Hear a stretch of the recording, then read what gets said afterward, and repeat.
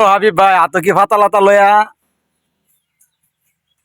আসসালামু আলাইকুম ওয়া রাহমাতুল্লাহি ওয়া বারাকাতুহু। ওয়ালাইকুম সালাম যে রহমতুল্লাহি ওয়া প্রশ্ন বারাকাতুহু। করছো, আসলে এটা খুবই গুরুত্বপূর্ণ কথা। তোমার যে কথা, আমার ভিডিও যারা নিয়মিত দেখে, আমার দর্শকদের একই কথা। ভাই, আপনি পাতালতা নিয়ে খালি ঘোরাঘুরি করেন। আসলে পাতালতা, আমি একটু ব্যক্তিপ্রেমী লোক।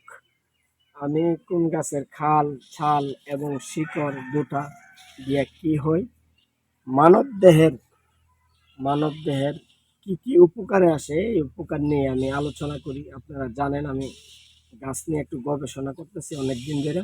তো কোন গাছে কি রোগের সমাধান থাকে, এটা ইনশাআল্লাহ আজকে তুলে ধরার জন্য এখানে আসছি। অনেক দূরে আসছি একটা ভিডিও করার জন্য।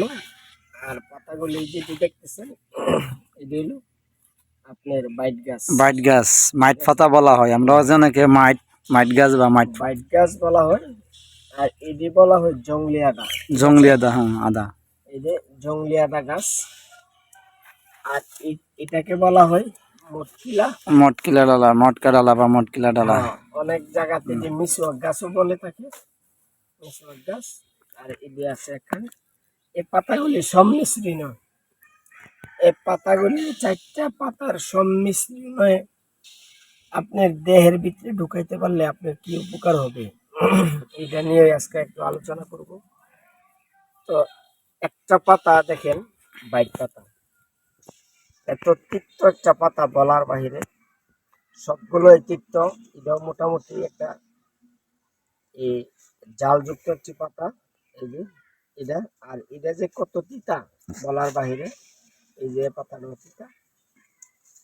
তো এটি ভালো করে ধৌত করে যদি আপনারা এর চারটা পাতা ভালো করে ধৌত করে রোদে শুকায় দেন, শুকায় আসাইরা এই যে যদি ফাঁকি করে ট্যাবলেট অনুযায়ী আপনারা দেহের ভিতরে ঢুকাইতে পারেন, তাইলে যে খাজলি গুঁড়া আছে, অ্যালার্জি খাজলি, এদিকতে আপনারা পরিত্রাণ পাবেন। তো আমার ভিডিওটা না টেনে সম্পূর্ণটা দেখলে হয়তো নিয়ম কানুনগুলো ইয়া করবেন, পাইবেন। এই যে দেখেন, আমারও ছিল।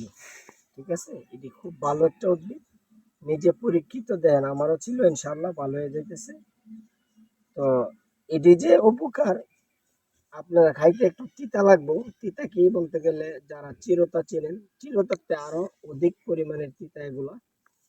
তো এই যে চারটে সংমিশ্রণে ছোট ছোট ট্যাবলেট, আমি যদি পরিমাণটা বলি,